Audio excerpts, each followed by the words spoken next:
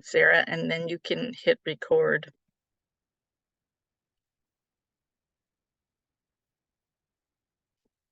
Okay. Let me blow this up so you don't have to be subjected to my many tabs. All right. Hello, everyone. Welcome to the last design day in our lunch series, A Bite Out of Best. This is Lessa. Thanks for hanging in there. Hopefully you guys have found this helpful. I am going to warn you in the process, which is kind of apropos given today we're talking about evaluation. I'm going to send a very brief evaluation because I'm all about improvement, and so would love feedback on how this was executed, if it was helpful, if it was not. Please be honest. Just always want to better the services that we are providing to you. So look for that in your email. Today is the last of the series, and as we are going to be talking about evaluation and, next steps, where to go from here. As always, this series is brought to you by our amazing AEA network across Iowa, the Iowa Authentic Learning Network, and the STEM Advisory Council, all in partnership with the Department of Education. Here's our last series, if you remember, and just one more plug for their November 9th, which is next week, a week from now. We are hosting a one-day session, which is more of an in-depth experience. We cover a lot of the same topics. Some of the same content will sound familiar to you, but just kind of more in depth. We also afford work time, and we try to invite those that are support systems in this sphere, like your AEA Authentic Learning Consultants. Laura is there, myself is there. Sometimes our regional managers are also able to join us and just kind of be a sounding board for your ideas. So we structure the day with a large group. I don't want to use lecture and talk because that sounds terribly boring, but there is a session or component where we kind of talk and coach you, and then utilize our breakout rooms for you to have work time. Really encourage you to register as a team, but it is not necessary. If you are a lone soldier right now, that is totally okay. Just consider us your team, and join us if you can. Also, no, if you don't have the whole day to spend, that's not a big deal either. Just feel free to register and check it out and jump in as you can. All right. So gonna quickly breeze through this because if you're watching by this time, you've heard this spiel several times, but just in the event there are any newbie listeners, STEM BEST stands for Business Engaging Students and Teachers, is a funding opportunity for accredited public and private schools of Iowa serving kindergarten through 12th grade. They can apply for up to $40,000 with the intent of creating programs that create authentic learning opportunities or that simulate things that are happening in the real world for our students. All right, the application is open in iowagrants.gov right now and will close December 13th. Okay, so getting to today's topic, evaluation. Again, you guys are going to get tired of hearing this, but starting with our rubric, because that guides everything for us. So breaking apart what we're asking here, in evaluation, I think it's always important, just like I'm sending you an evaluation to tell me if you're sick of these jokes and Tanya just needs to get on topic. It's a great way for us to start with thinking about process improvement, right? This is an idea. The STEM BEST proposal is an idea. And throughout the entire process, you're going to want to have an you're going to want to know how things are going.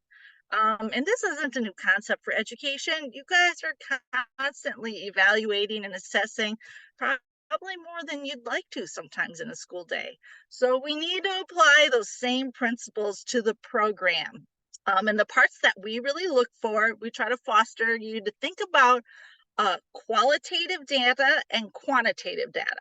So I'm going to cover what those mean in just a second, and how to best kind of think about that as in means to your program. But also, not only data is only as good as how you're going to use it and who you're going to share it with. So those are the parts in this section you're going to want to consider. All right. So getting to qualitative data.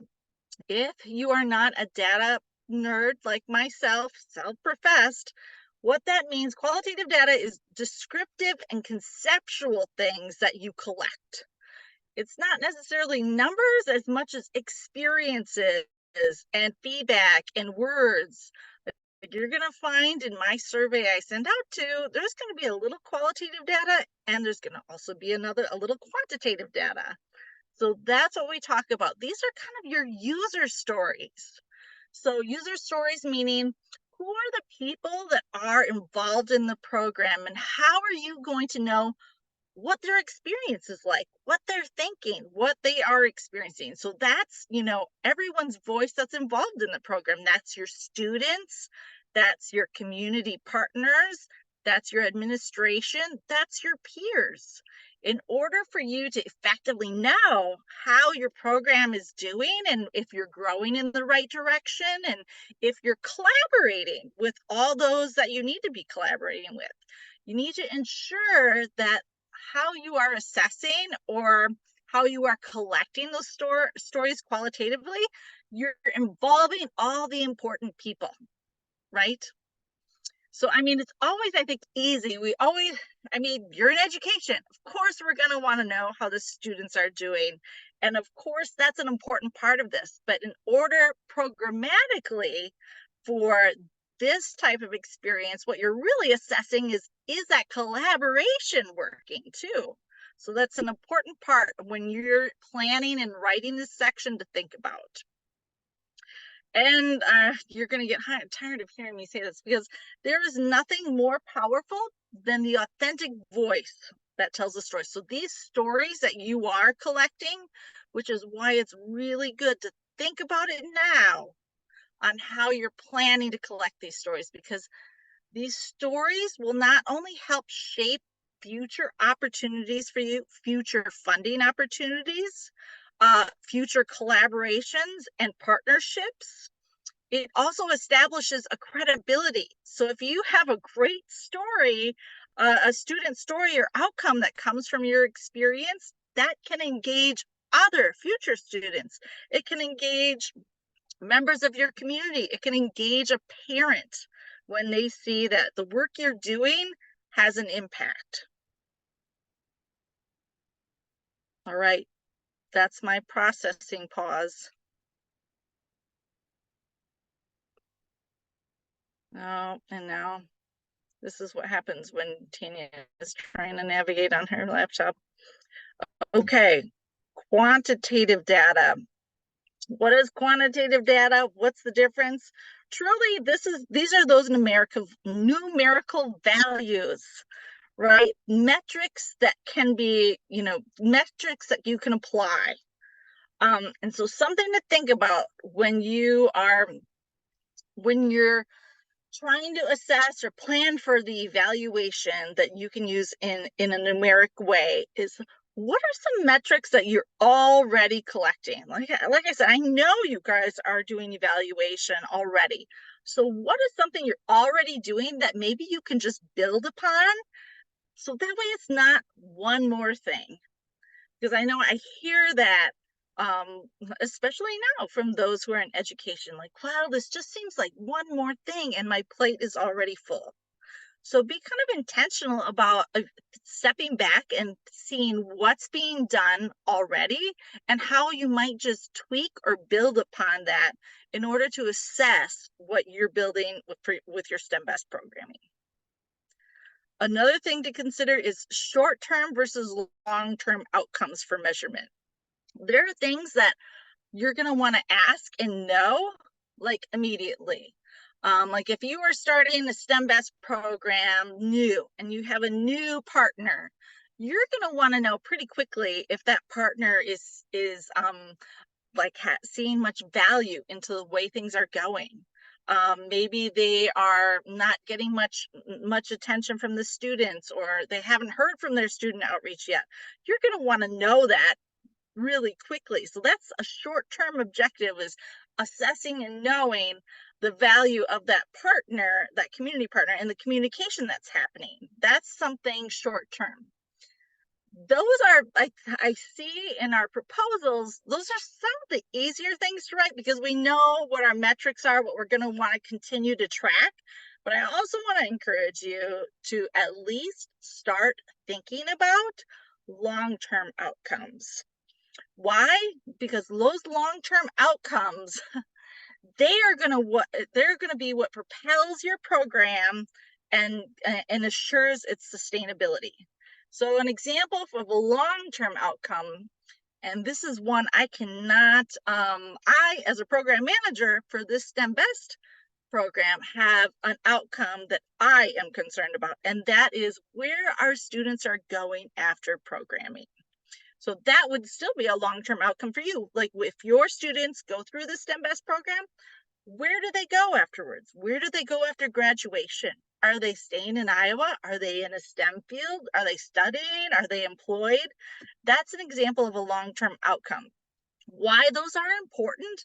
Those can be a valuable tool for you to articulate to your stakeholders to show value of what you're doing, or perhaps to show where there can be improvement, or to show where your student body's interests lie, where they're going, what they're passionate about. So thinking about what are long-term versus short-term objectives that would be worth measuring. Oh, another thing, because there's lots that always seems really important. And so I think when you are starting something new, it's also good to prioritize and differentiate between your musts and your this would be nice. Because there's a lot that happens, and this is kind of a shift in the way you're doing things. So I think it's good to do, if you have this wish list of assessments and evaluations, what are the things that are must-haves? Like, this is what is really important for us to know, and we must find a way of collecting this. And then you might have a list of, well, this would be nice to know, but this is going to take too much time for us to build. So that way you have something to build upon and know that it's okay. All right. And your qualitative data can be turned to quantitative data. I see, and I think it's easier to collect qualitative data, but there is a way to utilize it and scale it so it becomes quantitative. And I think that's just important to know and think about. And there are also resources. One on the line here, Dr. Derry, should probably be doing this talk far more than I am. Yes. There's your processing time. Okay, so the next part of this, putting your data to work. Yes, data is not meant to sit in CPU land. We have to put it to work. Whether it's sitting down, and I really truly hope eventually you have a team that supports you in doing this, and reflecting on that data, and utilizing it to make those pivotal changes that you're going to have to. It just happens whenever we're trying to build something new. And use that data to help guide you to make those changes along the way. And then note that too, these metrics that you are collecting are just a point in time, and they don't define your entire story. I see that a lot. There's a lot of fear sometimes that we have this I call it the good girl complex, because I suffered from it many moons ago. Like, always striving that everything has to be painted in a good light, or everything must be like the good outcome, or it's bad. And I think it's important to note, as you're diving into this, those metrics don't define you and don't define your success. Those metrics early on are just a part of your story. And I think it's very good to show that that's where you are, that's where you started, because this is something that's, we know this is going to be the long haul. And your success is going to be measured on how you build from that. So I really just want to empower that the the best data to me is the most authentic data, right? And that's what's going to help you the most too. So just know that. And then you use this to tell your message to all the stakeholders. It becomes a very powerful tool. We're seeing from some of our STEM best models that have had the opportunity and benefit of implementing this for a while, they use this in annual reports now that they are generating. And it becomes a very powerful tool to showcase with their stakeholders how they are doing. And it's become very successful. So I think you can utilize this and share it with all of those people, and not forgetting to share it with your peers as well, to build that relationship with those that are housed in the building with you, so that they have an understanding of the work you are doing, because that's just as important as those with your community members and parents and students. Oh yes, another thing, lean into your peer relationships for assistance. If evaluation and data is not your deal, that is okay. I think a good measure of a team is knowing when it's not your thing and tapping into those that you know it is. There is nothing wrong with that. So lead into those who that is their talent, and and take their advice.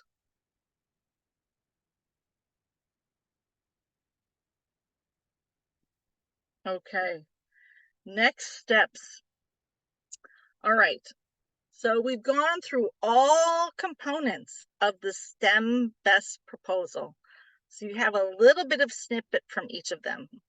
So hopefully you started thinking, maybe started writing on some of it, continue to build from there. And what I would recommend for next steps is really engaging in those resources we talked about for each of those sections, and ensuring that you are involving others in that development of the proposal with you. Even if it's just getting feedback from some of those resources that I've shared with you, those mentors that have been here and done that, absolutely reach out to them. And if you are at a point where you're like, oh gosh, Tanya said we should have something written and I haven't done anything, that's okay too. Sometimes it's really hard to get started in this work. And I think there's a sense of, hesitation, because this is all new.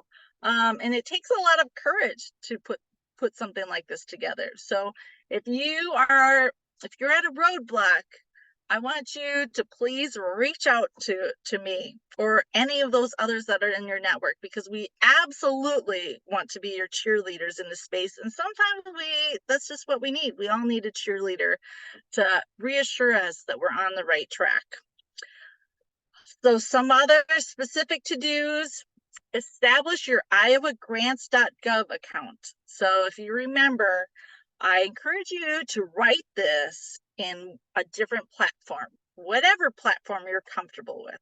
If it's Google Docs, Microsoft Word, something else I don't know about, you go ahead and do your writing in that.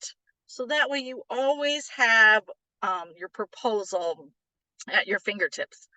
But in order to submit, you must copy and paste that content into iowagrants.gov. So establish your account and get it approved now, because that is a process. It's a simple process. It's like setting up an account, just like if you were going to Amazon, frankly. So set up your account now, so that way it's all ready to go. Log into that system, figure out what it looks like. If you have questions navigating, you can reach out to us now before you're approaching the deadline. If you find the platform is confusing and you're a little trepidatious about where to go, there are going to be some upcoming webinars specifically on how to navigate iowagrants.gov. and I promise I will send those out to you. So if you're registered for this, not to worry, you're going to see an email from me that says, hey, here's a couple of webinars on how to navigate. If you're like, I've got this, great. Then maybe email me, because I want to tell others that you've got it and you'll be a resource. All right, so some other things to do: meet with those community partners. Remember, an important piece is that they are providing a letter of support and collaboration to you. Be looking on our website if you want to see an example of what that looks like. Remember, the key components are that ideally that's done on your community partner's letterhead. The important parts of it is that they're acknowledging their support for you in the development of this partnership and program. They're also articulating what they anticipate being able to do. So I know some people get a little trepidatious about committing to something that's not a for sure thing. Well, this isn't a for sure thing, but we do want to start somewhere, right? So assure them that this isn't this isn't an agreement that's going to be like executed right now, that they are committing to something. They are just establishing that they are willing to do this, and they're going to work, that they are in this partnership with you. And again, ask for help. If you are at any point in the proposal cycle running into issues, please don't wait. Just ask for help. That's why we're here. That's why I do. Like, you are giving me job security, so really you're doing me a favor. All right. So if you have any issues, please just reach out and ask for help. And if you're still on the fence of whether you should do it or not, I've totally ripped off Nike, and you should just do it. Really, just do it. Just jump in. This is something I want for every school in Iowa, and I'm willing to work with you in order for that to happen. All right. I'm pausing here for questions. I'm going to stop sharing so I can check out my chat. Oh, thank you, Sarah.